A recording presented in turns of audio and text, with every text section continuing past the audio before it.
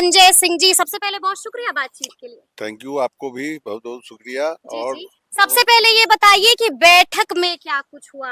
बैठक में आज एजेंडा तय हुआ है, जो विभिन्न संगठनों के द्वारा या माननीय के द्वारा या व्यक्तिगत तौर पे भी अध्यक्ष जी को जो प्रतिवेदन आए थे अपनी अपनी समस्याओं से संबंधित, उसको आज हम लोगों ने बैठक में सुनिश्चित करके और उसको विभाग को भेजकर प्रतिवेदन मंगवाकर और फिर बैठक करेंगे। तब इस बातें इन मुद्दों पर स्पष्ट दिख सकती है, हो सकती है, चाहे वह नियोजित शिक्षकों के सेवा की निरंतरता का सवाल हो, प्रोन्नति का सवाल हो, वेतन विसंगति का सवाल हो, या यूनिवर्सिटी कॉलेज के गेस्ट टीचर्स अतिथि शिक्षकों के सेवा के सुनिश्चितीकरण के सवाल हो, या +2 टीचर के जो अतिथि शिक्षक बहाल थे हाईकोर्ट के निर्णय के आलोक में, उनको पुनर्बहाल करने और उनकी सेवा को आगे भी चालू रखने की बात हो। ये सारे सवाल उस कमेटी में आए थे। आज उसको हम लोगों ने कमेटी के स्तर से स्वीकार कर लिया है और आगे इस पर कमेटी विचार करेगी। यानी कि अब शिक्षा विभाग को आप लोगों ने वो सूची भेज दी है? भेजेंगे, अभी तो आज तो निर्णय ही हुआ है, जाएगी बिल्कुल। ये तो सेक्शन का काम है, सेक्शन भेजेगा। ठीक है, लेकिन संजय जी हम आपसे ये भी जानना चाहेंगे कि बाहर में गेस्ट प्रोफेसर ताक लगाए बैठे हुए, टकटकी लगाकर बैठे हुए कि अंदर में क्या कुछ निर्णय होगा उनको लेकर के, तो इसके बारे में भी क्या कोई विचार विमर्श हुआ? बिल्कुल, कहते रहे उनके इस सवाल को हम लोगों ने एक्सेप्ट किया है शिक्षा समिति ने, और विभाग को भेजकर उससे मंतव्य मांगकर और उनको फिर विभाग के तो उन्हें गुड न्यूज मिलेगी? अब ये तो समय बताएगा। आज कुछ नहीं कहा जा सकता।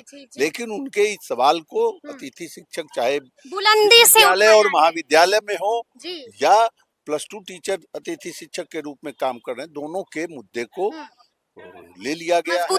शिक्षा समिति ने इसको स्वीकार कर लिया है।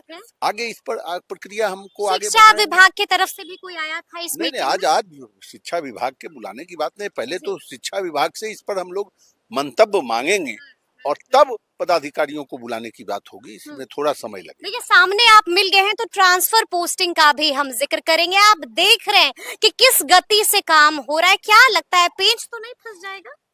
तो कम, जब देखिए हर चीज में शंका करना सही नहीं लगता। जब सरकार ने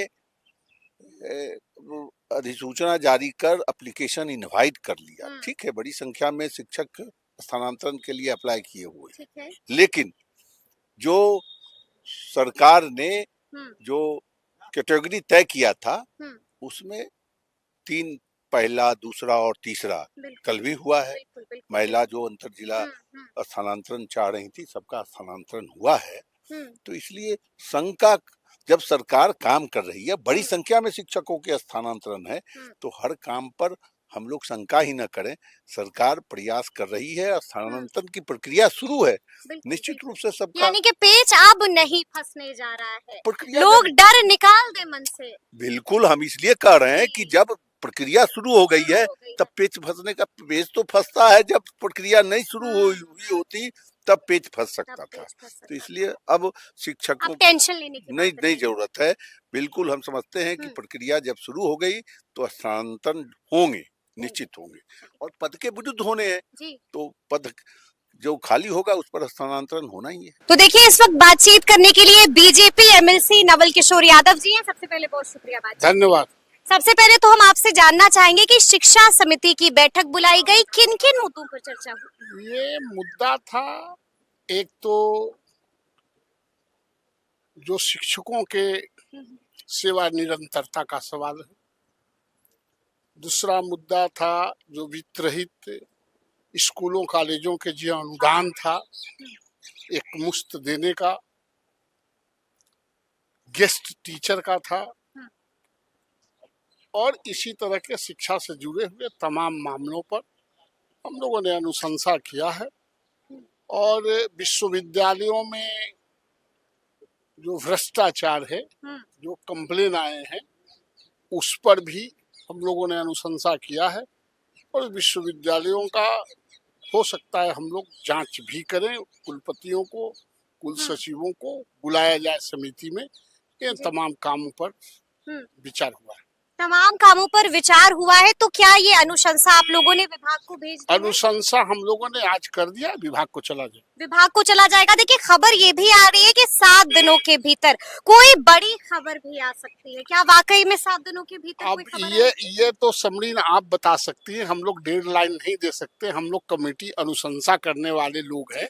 हम लोग तो अनुशंसा करेंगे। 7 दिन में भी हो सकता है, 14 दिन में भी हो सकता है, 5 दिन में भी हो सकता है, 5 दिन में भी हो सकता है, लेकिन हम लोगों ने अनुशंसा बना लिया। ठीक है। लेकिन गेस्ट प्रोफेसर्स काफी परेशान है, क्या उन्हें गुड न्यूज मिलेगी? गेस्ट प्रोफेसर का भी जो यूनिवर्सिटी सर्विस में है उनको 65 साल, और जो बिहार सरकार में उनको 60 साल की अनुशंसा हम लोगों ने किया है।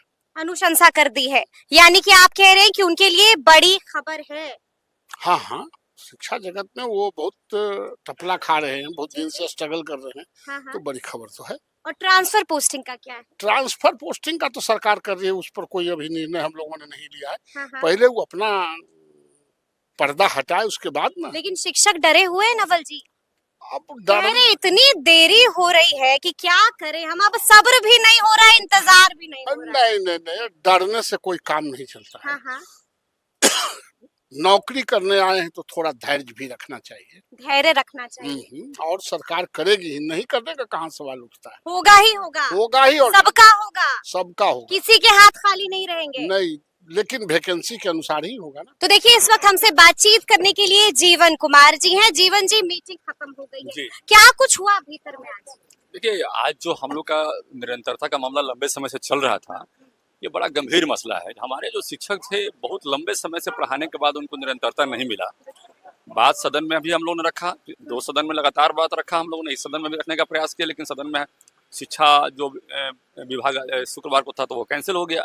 विपक्ष के लोगों ने उसको कैंसिल करवा दिया वो हंगामा करके। हालांकि हम लोगों ने आग्रह भी किया था इस बार सदन में कि भाई हम लोग का बहुत इंपॉर्टेंट मुद्दा है, ये निरंतरता का मामला था और वित्त रहित का मामला था, स्कूलों का, कॉलेज का मामला था, प्रोन्नति का मामला था, कई मामले थे उसमें फिजिकल टीचर का भी हमने मामला दिया था।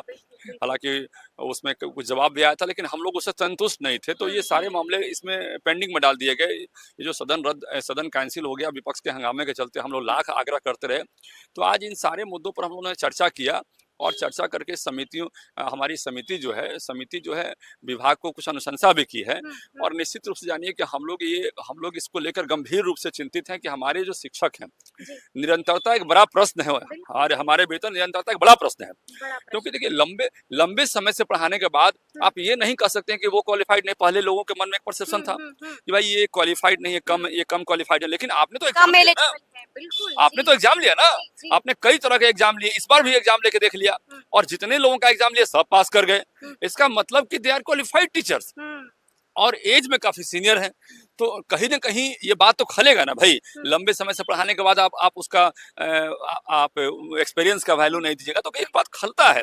हम कल भी गए थे, रोहतास गए थे, वहाँ पर एक कार्यक्रम में गए थे, वहाँ पे एक एनुअल फंक्शन में गए थे, स्कूल में, एक कॉलेज में गए थे, तो ये बात वहाँ भी चर्चा में आई थी। तो आज इन सारी बातों को प्रमुखता से रखा गया है, और बहुत सारी यूनिवर्सिटीज में कुछ घोटाले घपले जब चल रहे हैं तो उसमें घोटाले और घपले चल रहे हैं। हाँ, तो ये चल रहे हैं, कहाँ चल रहे हैं घोटाले और घपले? अब ये तो सब मतलब कि अभी आने वाले समय में दिखेगा आपको, तो उसका जांच के लिए हम लोग लिखा है, इसका भी खुलासा कर देंगे। अभी आने वाले समय में दिखेगा, हम लोग जांच करेंगे उसमें, और जब तक जांच करके हम लोग संतुष्ट नहीं होते हैं कि वहाँ पे जो मामला आया है वो उसमें एक्चुअल क्या है, तब तक हम लोग उसमें कुछ बोल नहीं सकते हैं। उसमें सारे बीसीस को हम लोगों ने अनुशंसा करके बुलाने का काम भी किया है जी।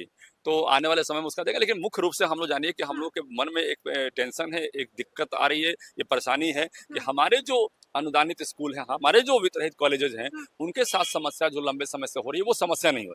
1 साल का तो माननीय मंत्री जी ने, आपको पता है कि 641 और 715 का जो ये था, वो सारे के सारे वित्तरहित हमारे जो स्कूल थे उसका कोड को जो रद्द नहीं कही, निलंबन कही है, तो उसको हम लोगों ने खुलवाने का काम किया।